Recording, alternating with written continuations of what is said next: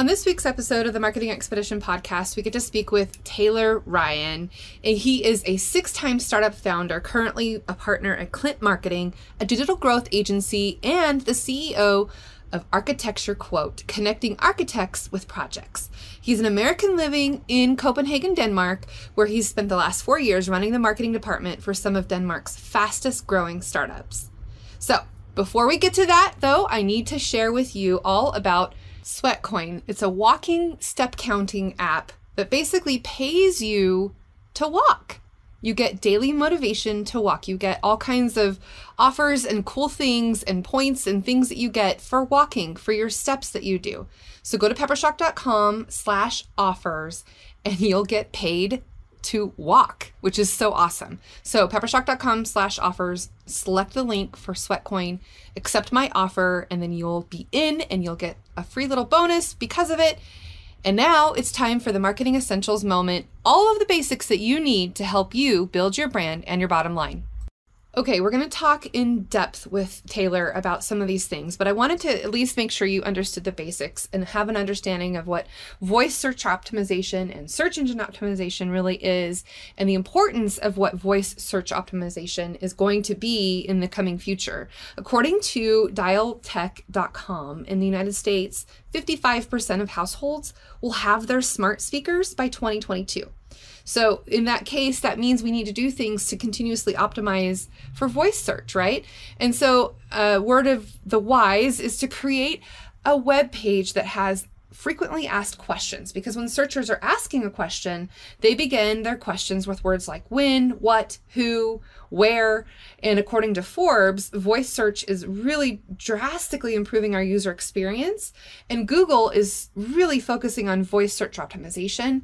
Google Voice will continuously show websites on top that load quickly and have those answers to those questions that users are wanting. So you want to make sure that your website has responsive design, that the images that you have on your page are all optimized, that they're not going to take forever to load, right? And you want to make sure that those site load times are really fast and take a minimum amount of time, and that your server response is what it needs to be optimized. And thinking about how you can optimize mobilely, right? A good user experience on a website that you're using on a mobile device can also be very, very beneficial to you. So it's estimated by 2025 that approximately 73% of internet users will access the internet through mobile devices. So that's like almost 3/4 of the people in the world are going to access all of our websites through mobile devices. So if you're not mobile friendly, certainly something to consider in your next marketing plan or strategy that you're putting forward, making those mobile friendly updates so that Google can continuously rank those sites and make it mobile responsive and fast load times. That is what is going to be an ongoing thing that you need to really consider if you haven't done it yet.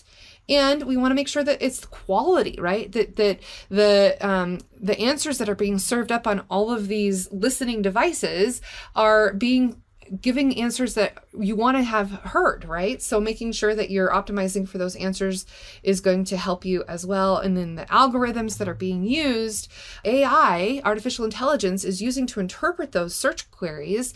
And so the audience is getting results that artificial intelligence is feeding up, right? So you want to make sure that what you're serving is what the artificial intelligence bots, if you will, are being able to find your information, and it's what they're looking for. Another thing that you can continue to do to continuously optimize is these featured snippets, little snippets on Google. Maybe when you're searching on Google, you can see these little snippets to the side that have the basic information of what it is that you're looking for, and it's a featured snippet. And if it's your website that's being featured in that snippet, all the better, right? It's going to continuously help you in getting better ranking, getting more eyeballs on your website. You need to organize that content in a structured way so that it shows up, and making sure that your articles are answering many similar questions too, not just the same question, but thinking about different iterations of how those questions could be asked of you or of your website, right? And choosing those answers that can give various different answers, right? Those are different things to think about in your strategy, and having those dedicated headlines that will answer those featured snippets. It's really, really healthy, right? To be able to have on your website. And then we talked about image optimization and making sure that your images will play nicely so that they have a prominent role when the search is revealed, because images will show up if you do it right, and you want those images to be there because people will click on them because they're visual, right? But you got to make sure you use high quality images but are optimized to where it doesn't take forever to load them. So there's some things to think about when you're going through that process, and including images in your sitemap so that it becomes easier for spiders to crawl those images, and absolutely using those alt tags that then will allow those crawlers to understand what that image is all about. And not only that, you're also making those alt tabs accessible for people who may not be able to see your site but have to listen, or need it read to them. So those alt tags are very, very important to be very inclusive and diverse with the various different people out in the world that can now see your site.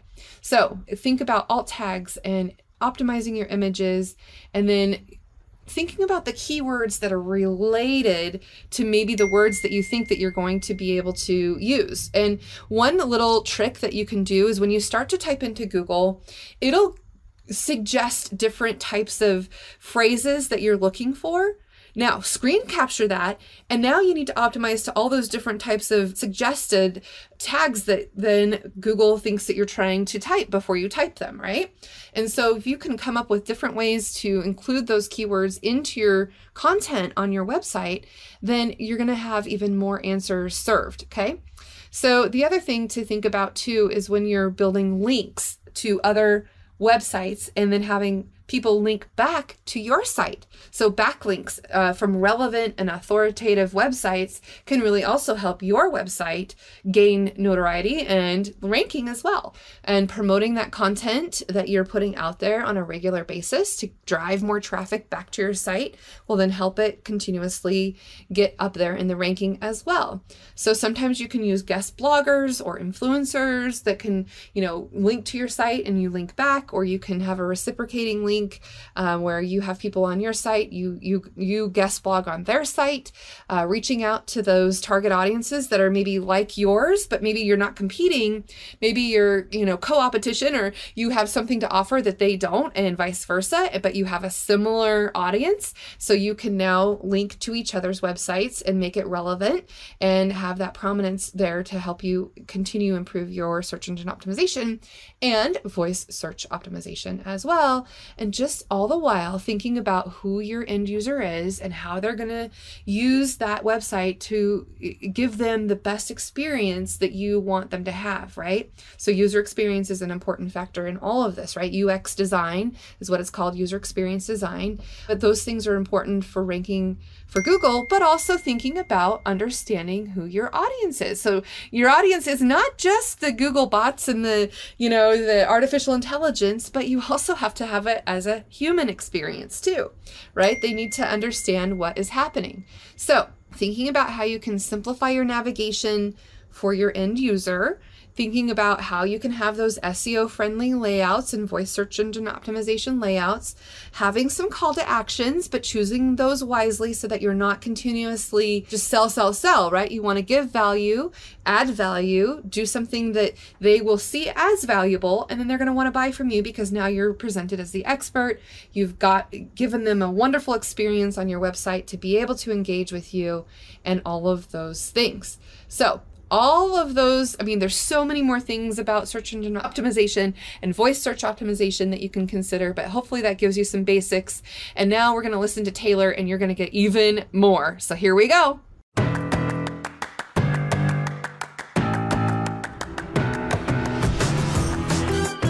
Welcome to the Marketing Expedition Podcast, an auditory journey through the latest in marketing, branding, and advertising. Now, here's your Marketing Expedition guide, Ray Allen. Welcome to the Marketing Expedition Podcast. I'm your host, Ray Allen. I'm the president and CEO of Peppershock Media and the founder of the Marketing Expedition community. And today's guest, we have Taylor Ryan. Welcome to the show, Taylor. Hey, thanks for having me. Awesome. So Taylor, let's share with our audience a little bit about you and what you do, and kind of how you got started into this industry that you are in. Yeah, so I'm a six-time startup founder, originally from just outside of Washington, D.C., but for the last 6 years, I've been living in Copenhagen, Denmark, and it is dreary and rainy and gray this time of year, but it's got some charms too. I've been running kind of the different areas of marketing for lots of different companies, mostly startups, for the last 14 plus years. The time has flown by. But in terms of, I would say my current work and what I'm focused on, I run a growth hacking and digital marketing agency called Klint. You can go to klintmarketing.com. I also run Growth Secrets, which is an online masterclass for growth hacking / digital marketing. And yeah, more recently, I'm like this close to launching a new cryptocurrency that is based on the cannabis industry, which is super interesting. So lots of little projects and things happening kind of all at once. But yeah, I run a digital marketing and growth hacking company, and that kind of gets me into all kinds of fun and interesting areas, working with lots of small, medium, and large organizations. Absolutely. Okay, so now I'm interested. What moved you to Denmark?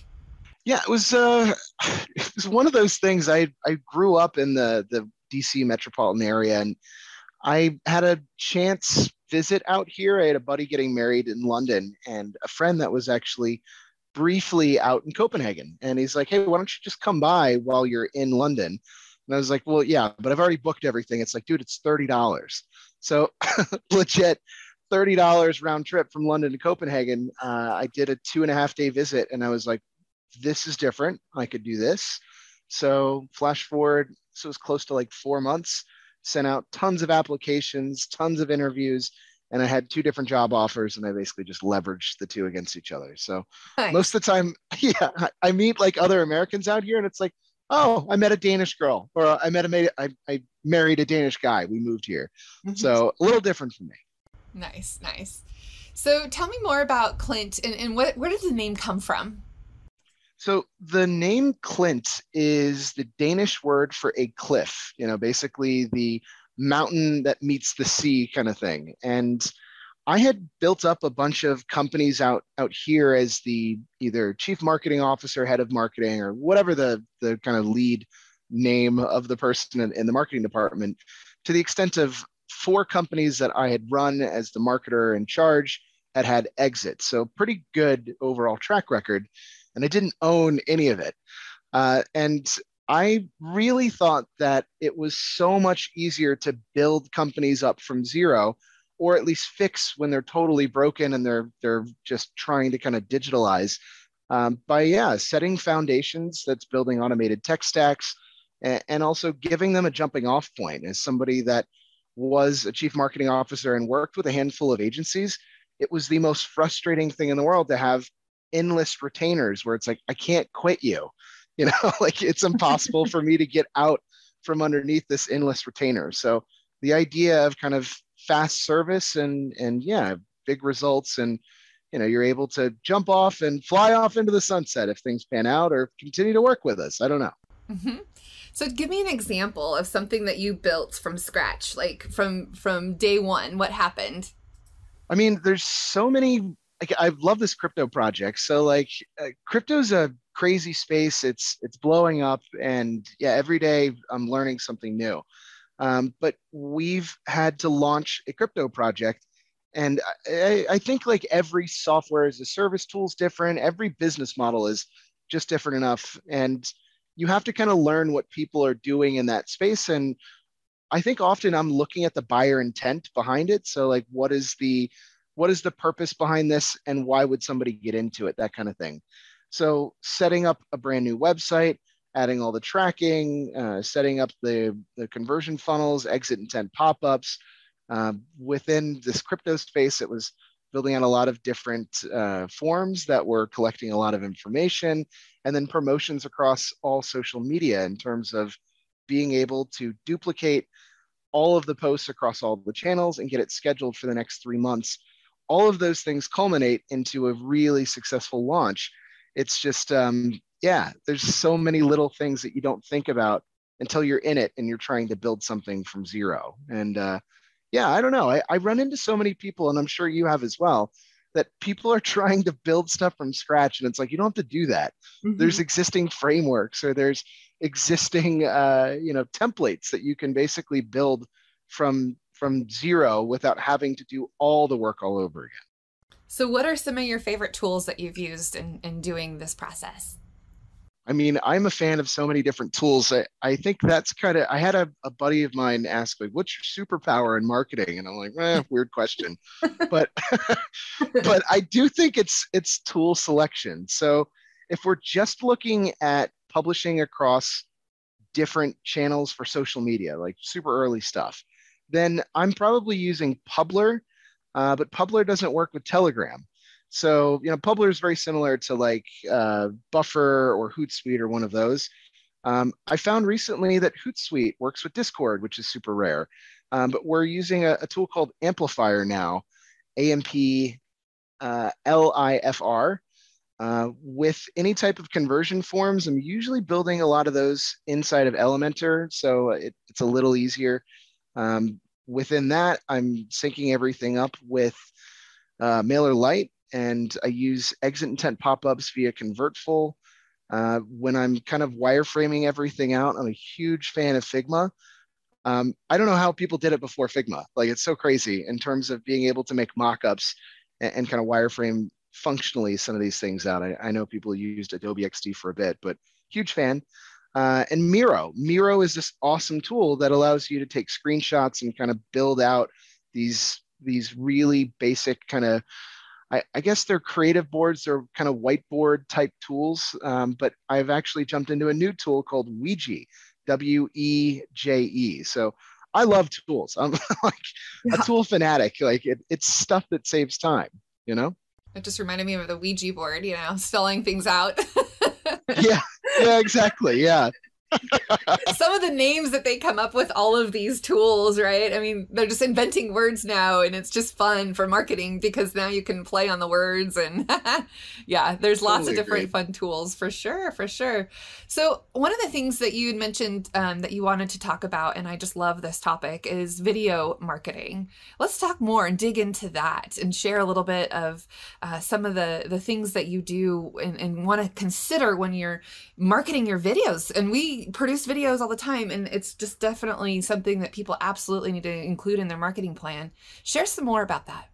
Yeah. So, I mean, video is never going away, and it's one of those things where if you look to the future and you look at the current trends, it's only continuing in the direction of people want more video content to consume and probably less written content. It's actually easier to rank with video content because it's less crowded in terms of people that are actually putting together content with an SEO mindset towards it.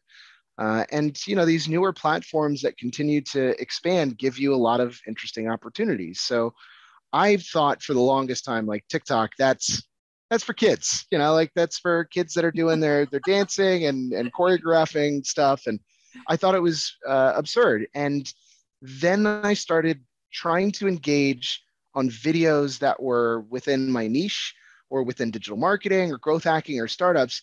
And everything that I started seeing was related to that. And the material in there is really good. It's micro learning at scale. So I started producing my own videos and repurposing those for all the different platforms. So you have YouTube Shorts, TikTok, Instagram Shorts, Facebook, LinkedIn, and there's little things that you can take away from doing each of those. Also, being able to schedule these things out has been quite interesting and a challenge. But overall, I do see elements of traction by doing this. And, I think the more you do, the more you get out of it in terms of the key learnings that allow you to get a little more crystallized with maybe the way that you're storytelling or the way that you're marketing your services. And also realizing, like, if it's just hard selling, you're not bringing anything to the table, nobody cares. And I found that to be also really interesting. Yeah, and another thing that we try to do and think about too is making it audio agnostic, right? Where you can tell the story, because sometimes people don't turn the audio up anymore, right? Yeah, that's a really interesting point. Well, what are you doing in case of that? Are you just doing closed captions, or are you talking about making almost like a living kind of movie slash cartoon? Right. It's almost like making a silent movie and having people understand what it is, right? Using words on the screen and, of course, yeah, closed captioning or the SRT files. But it is kind of thinking about how your video is going to get displayed on small devices too. And, you know, is it legible? Are you going to cover up the screen with, you know, with the social media where they put different, you know, links and things over the top, right? So you have to make sure that you're placing things correctly and thinking through the process of what your end consumer is going to use, right? Definitely.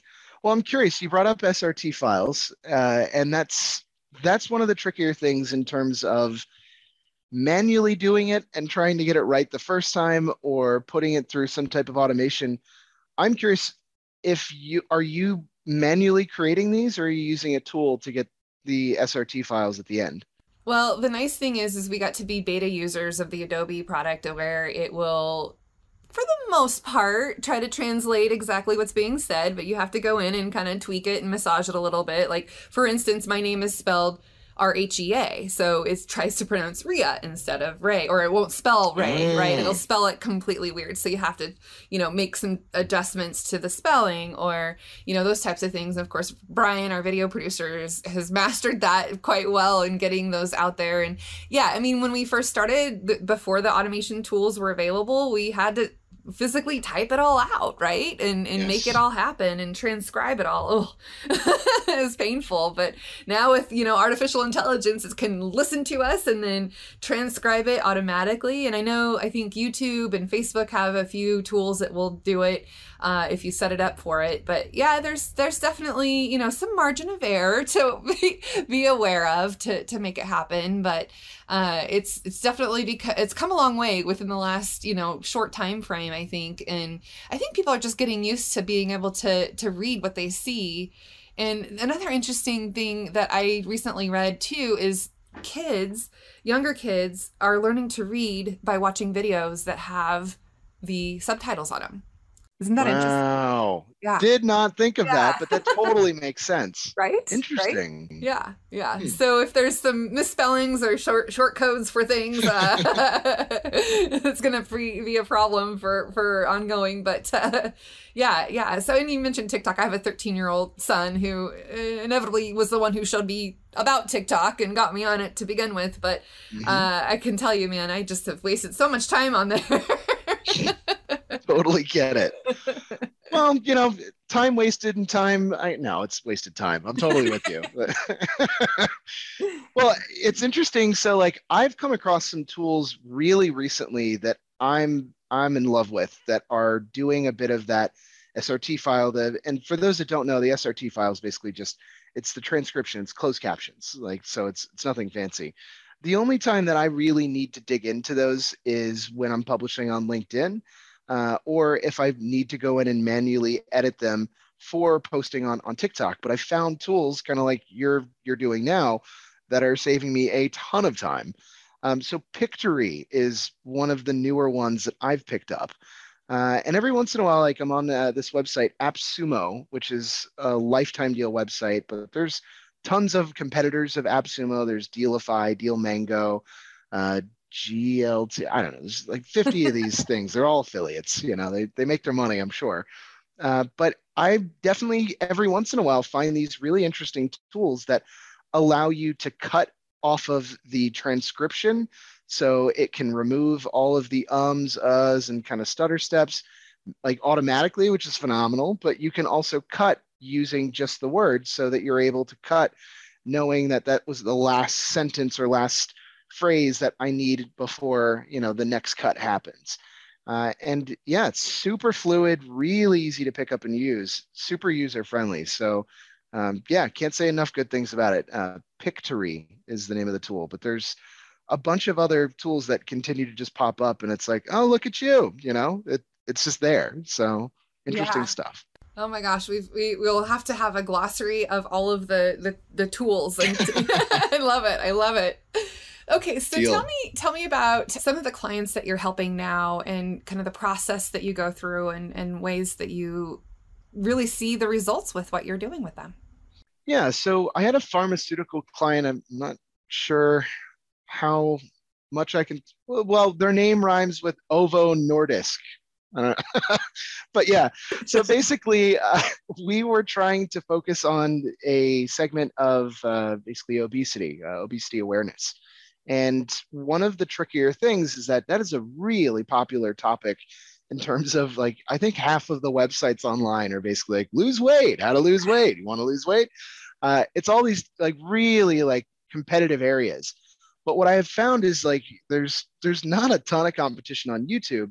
So the thought is if you can start to find some of the more popular videos out there, you can actually dig in and see what they've ranked for and what they've actually put together in terms of the keywords that they've added in as tags. I'm dropping so many tools today. So one of my other favorite tools is Keywords Everywhere. I don't know. Have you ever used Keywords Everywhere? It's a free Chrome extension. I'm not sure if our team has used that one or not. Might have to check and see. But yeah, I mean, it seems like it would be a useful tool. Yeah. So they, for the longest time, just had the Chrome extension work for Google search. So you could see on the right side of your screen, anytime you do a Google search, it'll show a bunch of related keywords. And it also says how many monthly searches come with every single kind of result. It's super interesting. But they started rolling out, and they have a freemium version, so it's totally free. But if you want to get like better insights and export everything, it's going to cost you. But on YouTube, they have this really interesting breakdown where they'll show you the tags that somebody actually input on the video. And so if I do a quick search for, let's say it's obesity, and I'm looking through at the top 3 videos that have more than, let's say it's a minimum of 50,000 views, it means they've done something correct. They've done something right here. And you can either dig in and understand, is it because the tags are flawless? Is it because the title is really well sculpted? Is it because the video is 4K and has a really well articulated description? And maybe it's an awesome thumbnail on top of it. All of these little things kind of add up to something in the way of a successful video. I found that the average amount of description characters is somewhere around 600. Usually you're looking at 1 to 2 links and skips. So that's where you put a timestamp and you're actually giving people a chance to engage inside of the description by skipping ahead where the material that is super important actually starts. Now, this may dilute or reduce your watch time, but ultimately it serves a better user experience for your users or the visitors or viewers. So therefore, they're encouraging it. So all of these kind of culminate into something in the way of a rough idea of this is a successful video. So if I copy the things that they've done successfully, i.e. the description, the tags, maybe even the title, you're allowed to do that. So if a video that was made in 2016 is a number 1, and you just put in the exact same title from 2016, with a video that came out in 2021, guess what? You're probably going to outrank them, which is wild when you think about it, but that's the game that we have to play. Right, right. And such a topic that's about, like you said, obesity or any of those other topics. I mean, I can imagine like the automobile industry, how competitive that is, or real estate. I mean, each of these industries, you have to find that secret, magic of what's going to make it work and flow and go for sure. And it's a process, right? I mean, you test and do different iterations and, I guess tell me a little bit about your process and how you get to that point where that it's going to go and flow and get those 50,000 views. Yeah, well, I mean, it's a guess and check in some cases, especially I found even now we're not too far along with like TikTok. It's been kind of in the popular space for a couple of years. I mean, it's something like that. And there's still not a ton of really definitive, well articulated guides of the absolute here's how you rank, and it's also because they changed the algorithm like crazy, but I'm not able to really find, I would say, outstanding guides on how to do things. Every once in a while you'll come across something that's relevant, and it's just kind of culminating all of these together and turning them into more or less a checklist or a brief that you have to put together for each video. And the great thing about YouTube, at least in what I've seen, is if you're really trying to rank, it happens very quickly. So if you did something well, then you're going to be all right, and you're going to see it really quickly. If you didn't do it so well, then you're also going to notice, like, wow, I'm not getting any views. And there's different ways that channels can blow up, but I think also a lot of people aren't looking at YouTube videos specifically in the way that, like, it's very similar to a blog post in the way that it has to be promoted. So if your video is not embedded elsewhere, if it doesn't have backlinks, like basically people are linking to it from other sources, then yeah, you're not going to rank for much, or it's going to be really difficult to get discovered, especially when you have a low view count on all of your other videos. So all of these things kind of culminate into learning as you go, and every niche is a little different. And you can definitely have videos that stand out and those that bomb.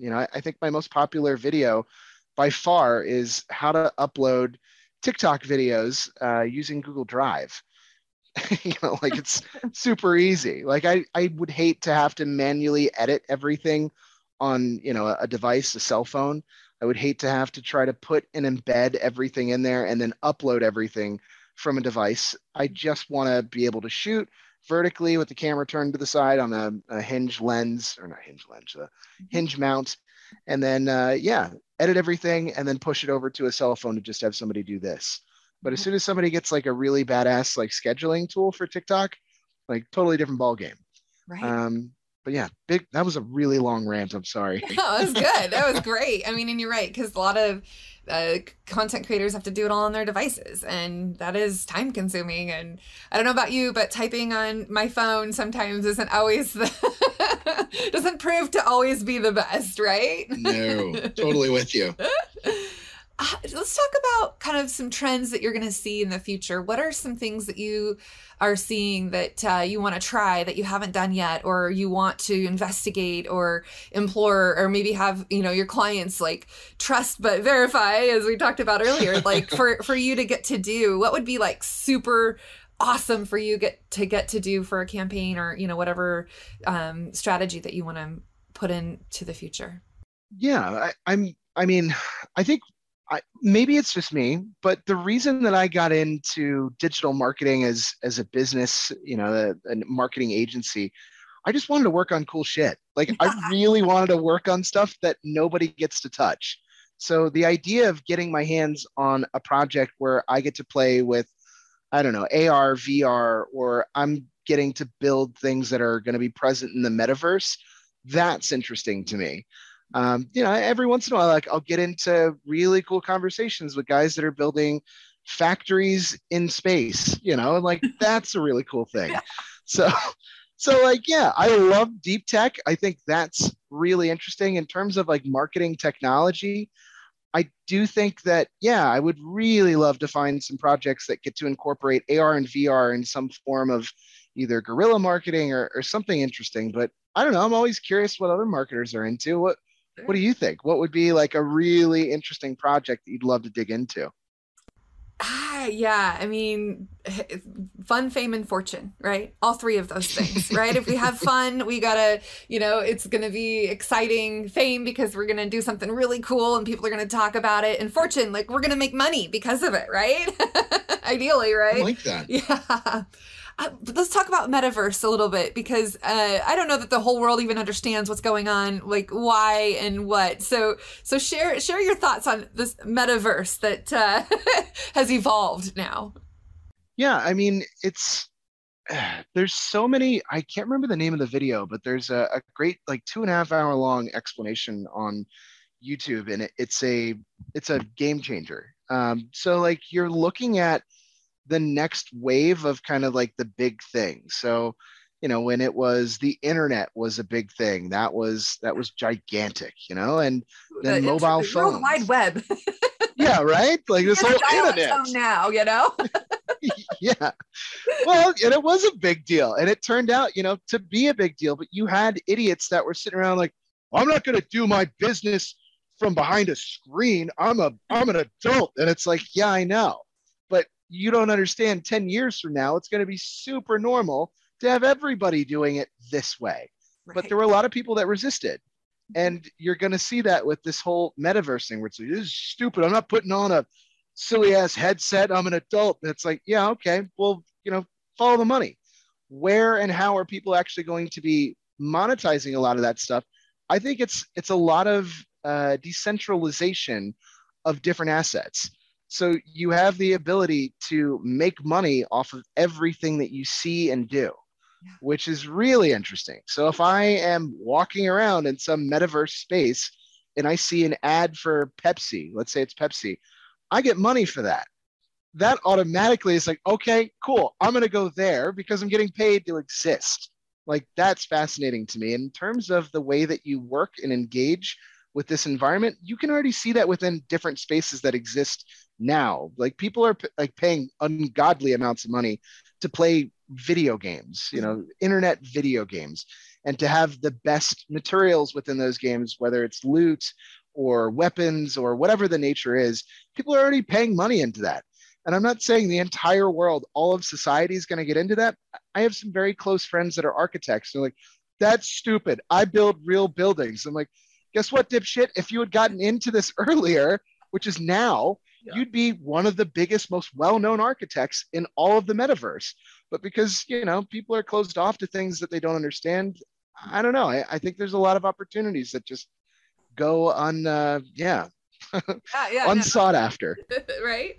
And it's going to continue to evolve, and new opportunities are going to start to come out. And from a marketing perspective, right? I mean, how do you capitalize on that and leverage what people are getting into? And, let's think about this for a minute. For a business, how could they get into this space, and what could they benefit from? I mean, what kinds of things are there already, and what do we see in the future, right? Totally agreed. And, it's a hard space to get into because nobody's formulated anything that's real, like there's nothing that's working, but there are kind of cornerstones of where this begins. So like one of, I think my favorite crypto projects is Near, Near. And those guys are starting to build up a lot of the mechanisms and backbones and the blockchain platforms that a lot of these new startups, new businesses will be based off of. And it's the Wild West right now. Like, there is no kind of standard or this is where you go, this is what you do. So I think getting in and learning as much as you can in the earliest days is interesting. And I don't think it necessarily goes into one specific field or industry. And I think that's the reason why people never got into, a lot of people never got into crypto. It's like, I don't like finance and accounting. It's like, dude, it's so more than that. Like, it's way more than that. But if that's what you think, fine. But with something that's more the metaverse, it's like, okay, name your favorite hobby. It's also that. Mm-hmm. And I think that's a really fascinating look at where things could be going. But yeah, who's to say? Maybe it's a giant flop and everybody's right. I don't want to put stupid glasses on. I'm out, and everybody feels that way. I don't think it's going to be the case, but we just don't know. Well, when you go to Costco and you see Oculus goggles for sale for $600 or $700, and you're just like, wow. Yeah. People are buying them, and it'll somebody's spending the money. Yep. For sure. Okay, here's a question for you. What's been a big surprise that's happened in the last few months, and why? Oof. I don't know. Good surprise or bad surprise? You decide, or maybe both. How about that? I don't know. I mean, there's so many. So like a good surprise that I kind of had indicators behind was I ended up like doubling the amount of keywords that I was pulling in, and I could see this using Ahrefs when I optimize my site speed. So for those that don't know, Google put out their Core Web Vitals, and it was announced like last summer they were going to do this. It really came into play in January of this year. And basically what it means is that, well, obviously, if your site's not responsive, you're screwed. But if your site is not fast enough to reach a mobile phone with some form of decent user experience, or there's a layout shift whenever you see like the sites load and it's like, whoa, whoa, whoa, whoa, right. Like, you're screwed. And they're removing you from search results. So I saw this giant plummet towards, I guess it was October of last year. And then in January, it just continued to kind of drag. And yeah, the speculation was it was part of kind of a core update, but realistically, as soon as I had updated the site speed, all of a sudden I saw this nice, like really steep incline of the amount of keywords that I've been garnering or grabbing from different posts. That really was a game changer in terms of like, oh, so I can write the greatest articles in the world that are super valuable and super optimized, but it doesn't matter if I don't have decent site speed and I haven't optimized for caching, lazy loading, a CDN, image optimization, and the CSS minifying of scripts to be able to make sure I don't have that crazy frame shift thing. Right. And it's so frustrating because you put so much time into content just to have it like, oh no, your site's slow, forget it. Done. Denied. Access denied. Yeah. But what about you? I'm always curious to hear other people's takes on like a big surprise or something that kind of set you back a little bit. It's like, whoa, that's interesting.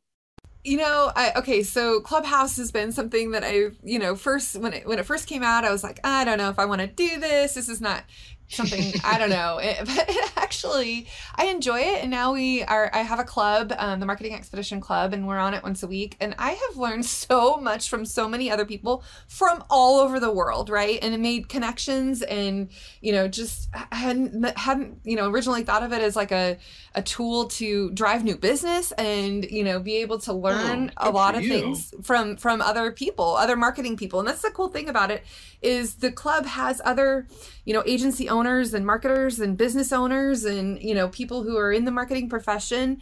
And it's just a really cool place to process ideas and bounce ideas. Now, I will tell you, not everybody has the best advice to give. So you don't always, you have to like anybody, right? But I think for me, the verdict is still out to see how well it'll, continue to thrive. Of course, during the pandemic, people were searching for something like this to do because it's all audio only. So you don't have to worry about it. You can still wear your pandemic pajamas and nobody will care, right? So that was an interesting thing. And then all the spin-offs, you mentioned Discord earlier and Twitter Spaces and, all the different tools that are kind of doing these audio only rooms and whatnot. But I think that for me was kind of a surprise to understand, how this has really connected people from all over the world, from South Africa to London to, everywhere. Right. And so that was an interesting thing for me to experience and continue to grow and experience there as well. And I've met and talked to people like, I can't remember the famous football player name, but my oldest son is into football and he was on Clubhouse and I was like, dude, would you talk to my son? And he was like geeking out about it. And I like football, but I can't remember the names, but still the point and the opportunity of being able to access certain people, cool. that was kind of fun to be a part of that. But, I think the other thing that I was going to mention too, that I'm starting to see more and more is, we say optimize for mobile and now it's voice search optimization that more and more for being able to answer questions so that you're, with Siri and Google and Alexa and all those things. I think that's a whole nother area that needs to be continued to be explored and people could utilize to their advantage as well. Totally. Yeah. Totally agreed. Yeah, I think that's something that we're continuing to just learn and evolve because there's really, just like there's not a lot of great TikTok guides on how to make TikTok work for you. Voice search is kind of growing in that space and how to make it work for your company locally too, right? Not just on a national level, but, how can you make it become the answer that people are seeking first? Yeah. Yeah. Yeah, it's a really interesting point. I really thought that voice was going to get a lot better. I have an Alexa at home and I don't know. I had a buddy that ran a startup that was creating these skills that you would be able to say, do that. I don't want to use the word in case somebody's listening and then, like their device is going off in the background. But because that's super annoying. I didn't call you. Shut up. No, you can call her Lexi. That's what one of the. I like that. Yeah, there you go. Well, the whole idea behind building these skills is that people have to know that they exist. And if you're, I don't know, do you have that device? Okay, cool. So in many cases, I still have the subscription where I'm seeing the regular kind of news feed that's coming through where they're like, hey, here's new skills you can add now. And the reason they have to do that is people are like, what am I supposed to ask you? It's like a really bad first date, Yeah. where it's like, Yeah. what do you Awkward. do? Yeah. So I don't know. I don't see the perfect use case. People are like, you go shopping on it. It's like, that's not the experience I want. I want to see what I'm buying. That's crazy. But yeah, I haven't found like the perfect use case for getting skills inside of that. But for sure, natural language search, when people are hitting the button on their phone and trying to, speak into it rather than sit there and type, what is the whatever the thing they're looking for. So Yep. I'm definitely with you on questions. Big Yeah. time. Yeah. It's coming around for sure. Okay, 2 more questions. Are you ready for this one? I love Yeah. asking this one. Okay, what is the worst characteristic that has served you well in your career?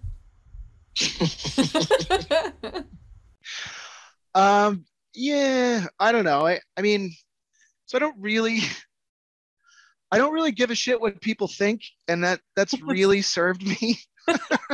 That's good. Well, That's good. That's good. it's like, well, who am I? Like I'm nobody, and it's been fine. It's actually served me in terms of like getting in front of more audiences, and also not taking critiques and criticisms too harshly. It's like, like I don't care. Like it's fine.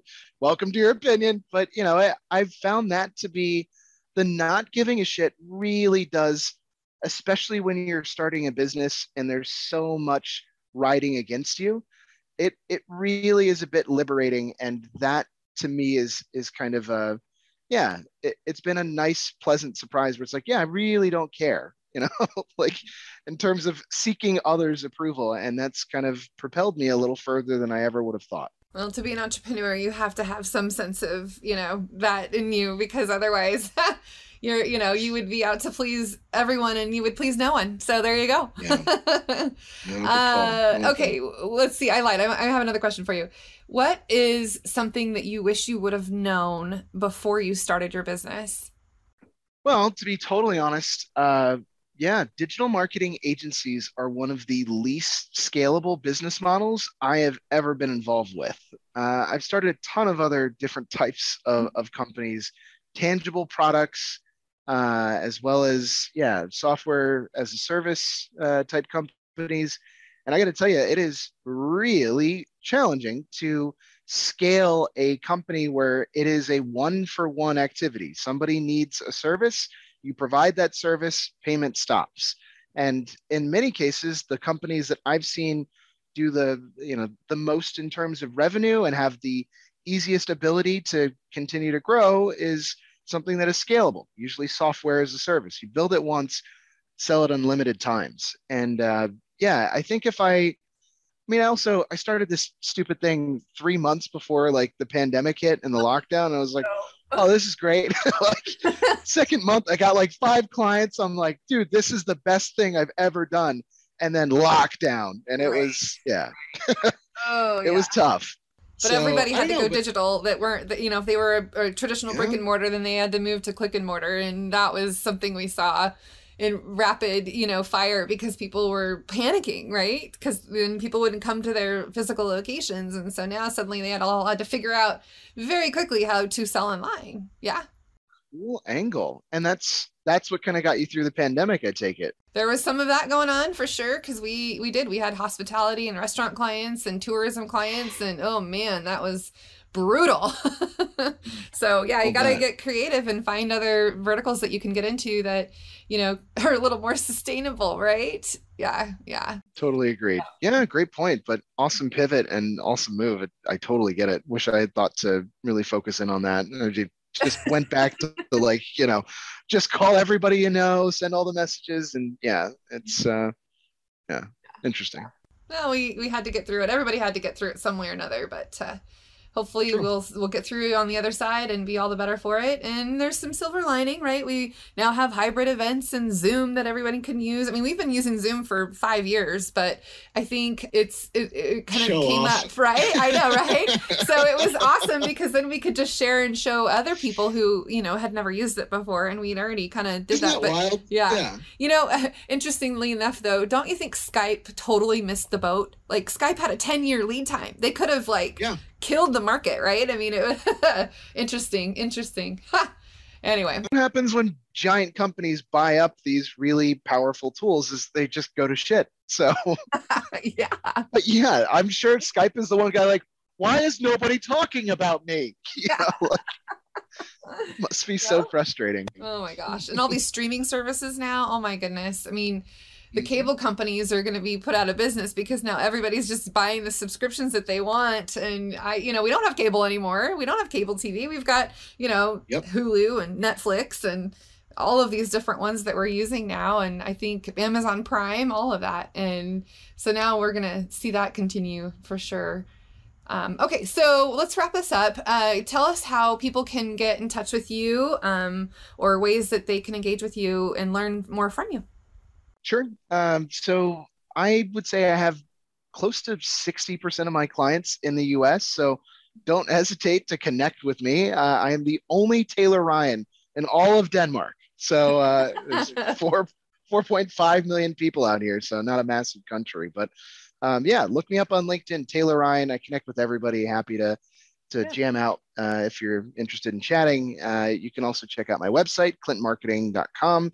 I also have growthsecrets.org. It's my online masterclass where I cover lots of different tools the same way that I just did here, but a little more focused and maybe less scattered. And yeah, same amount of profanity though.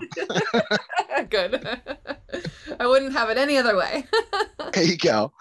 But yeah, this has been great. Thank you for having me. This is a ton of fun. Yeah, no, I'm glad we could share and learn. And I learned a few new tools too. So this is good for me as well. I love it. Awesome. Well, thank you so much. And for those of you who are listening, if you found value in this, please share it with others and give us a review, because that's like the best thing that you could possibly do, right? Yes, indeed. And until next time, enjoy the journey, everyone. Thanks for listening to the Marketing Expedition podcast. Want to continue the journey? Don't miss out on new episodes. Subscribe on iTunes, Spotify, Amazon Music, or wherever you get your podcasts. Wouldn't it be great if there was one place you can go to get all the latest information and tips about marketing and advertising? The Marketing Expedition community is that place. People like you gather in our online community to build relationships with others and find the latest marketing trends, tactics, tools, and technology. We help you build your brand and your bottom line. Start your adventure today. Visit themarketingexpedition.com to find out more.